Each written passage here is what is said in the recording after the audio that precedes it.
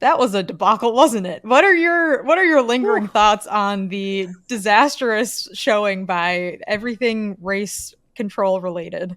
Well, I'm a company director and I'm taking inspiration from the FIA president, and I'm thinking that I will sack half of the competent people in my organization and just expect everything to run smoothly. So obviously we know that they got rid of the previous race director, but what I think might have been missed was they promoted someone to replace the junior series race director, and it was a lady whose name has escaped me. Jeanette Tan.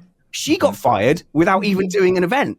So you go, okay, so they said, right, this new guy who we've put pressure on, who has only done one race as race director, instead of just doing F1, you're now going to do F2, Formula, the Academy Series thing. And you go, oh, and lo and behold, when it came down to this clutch, crucial decision, they didn't just get it wrong, they froze. Yeah, it's fight, flight, or freeze, right? They could have froze. they could have been like, oh, let's do the most drastic thing possible, because at least if we make a drastic decision to do like a red flag or something like that, we could defend it with, well, everyone was safe. We kept everyone safe. We were erring on the extreme side of caution, but they were like, no, let's just have everyone drive around this Alex Albon's mirror and hopefully nothing happens, and we'll just keep our fingers crossed the whole time. Does that seem like a great idea when you still effectively have open cockpit cars to have a piece of debris that, yes, there's a halo there. It's still open air. That's the part. We have a little note here that says, why wasn't a safety car brought on? And can marshals go onto the track to pick up debris without a safety car? I'm just going to skip ahead and say, no, you don't know. Do you know there's one sport that can't mess with safety, and that's Formula One. I mean, that to me is like a historical thing. Like legacy wise, Formula One has to be more cautious. They have to be more careful than other sports. I mean, I've been watching for a long time, since the bad old days in the 80s, and that was before safety existed. There was no health and safety back in those days, and that's when we bred men back then. But there is a history in Formula One of like marshals sprinting out, grabbing the piece of whatever, and then running back. So I think a lot of the older F1 fans would look at that and go, it's like 3 steps from the pit lane. Just go get it. Just go get it real quick. And then, like, we don't even have to send the best one out. Just send Derek. He's been annoying everyone anyway. Send one of the kids out. Send our slowest marshal out, and it still won't matter because it's just a tiny piece of mirror. He'll just grab it and run So back. I understand. So now they say we won't send a marshal out unless it's under virtual safety car or safety car. But definitely, traditionally, someone would have stood on the end of the pit wall and gone, all right, bit of a gap there. Take a few steps out. I'll grab it. I'll come back in. Now, I don't want to be one of those people who said, back in my day, we went and grabbed the piece of debris and it never did us no harm. Well, not me personally, but Derek and Derek over there, you know, their lives were cut short. Good lads, those guys. So I'm not saying you shouldn't have any safety in it, but if you are going to have a piece of debris on the track, you need to clear it. Right. So, don't do nothing. That's the problem, is that they just did nothing for 5 laps. I thought there was just a bit of indecision, and then their hand was forced when Bottas went over it. So poor Bottas. Yeah, then they perfect finish. And by the way, I'm counting because somebody said to me, I think it was Meg on the Ringer, said to me, "Oh, that Colapinto's crash was Williams's 16th crash." And I was like, "Yeah." And then the 17th was Albon's the mirror. No. And then the 18th was then the debris puncturing Lewis Hamilton's car, and then the 19th was puncturing Carlos Sainz's car. That's not fair. You can't count those. Look, count them. Williams has got to win something. Yeah.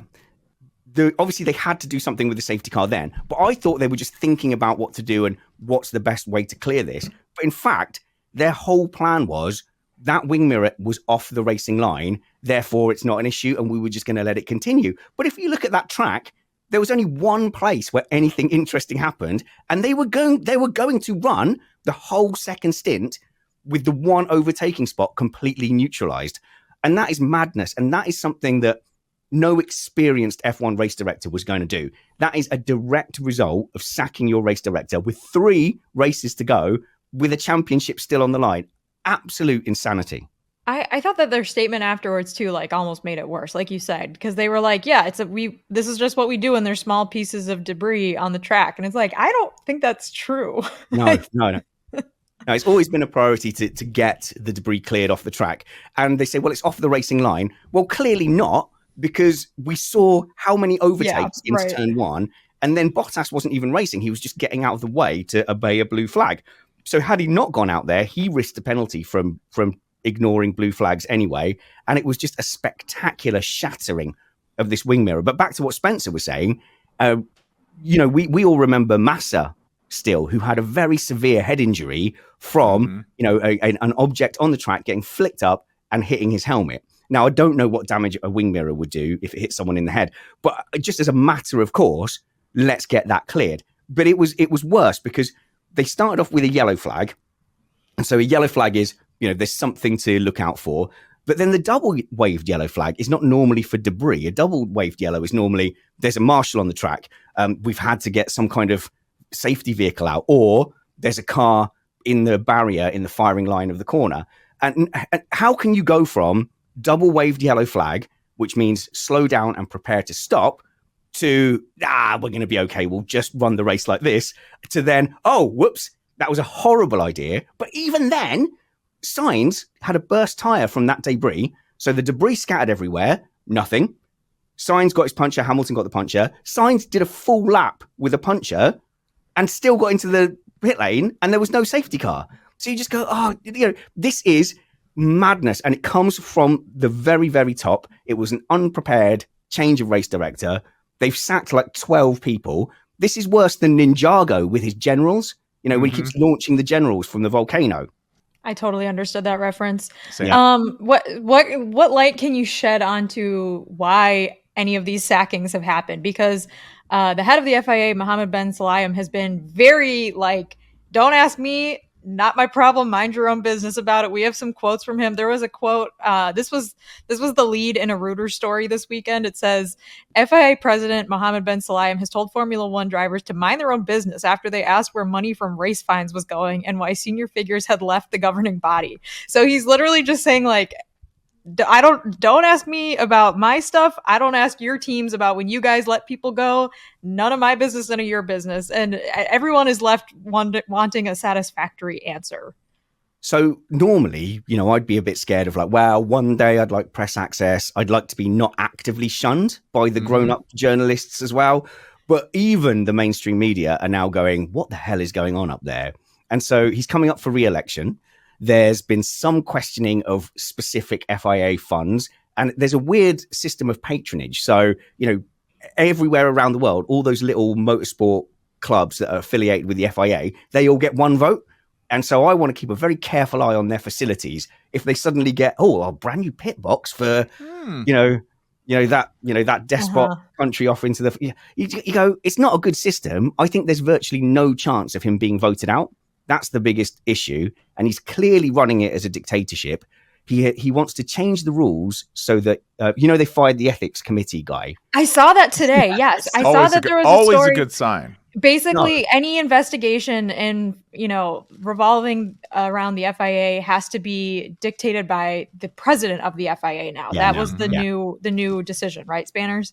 Yeah, I mean, that screams, this is a stable and well-organized thing. But I think he virtually cannot be voted out with that system of patronage. I think he's very, very safe in the vote. But it's obviously untenable. The FIA is running out of people to do the jobs, according to Tim Bayer, who got let go as well, one of the longest-standing stewards who was sacked by text.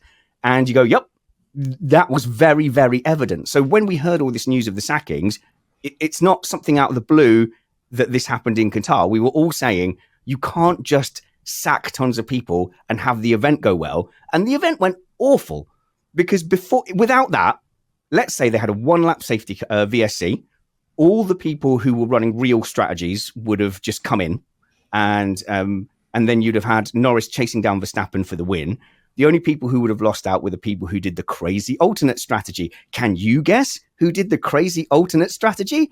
Yes, George Russell did. So everyone else would have been fine. I think maybe Bottas and Alonso as well. But we were robbed of a good race up front on a track that was a little bit disappointing, that isn't really suitable for Formula One cars because it's a MotoGP track. And instead of that, we had this complete farce. And you go, technically, Norris in that very confusing situation didn't lift. Verstappen, I think, lifted 11%. All of those lifts under a double waved yellow when they knew the hazard was a wing mirror offline. They didn't need to prepare to stop because there wasn't marshals on the track. So, a very performative lift right at the end of the straight, and then go, I wonder if that caught Norris out. It did catch Norris out. He should have lifted also, but basically a race ending stop and go penalty, and then not even just under normal conditions where he could just go and pit and then come out and still fight for points. It was after the safety car, after the massively delayed safety car, he then gets sent to the back of the grid, and you just go, it's a, what do you call it? It's a slam dunk penalty, but caused by this ridiculous situation, and then exaggerated by the fact that the safety car was so late, the decision was so late, and then he gets sent all the way to the back of the grid. So yeah, can you tell I'm a little bit irked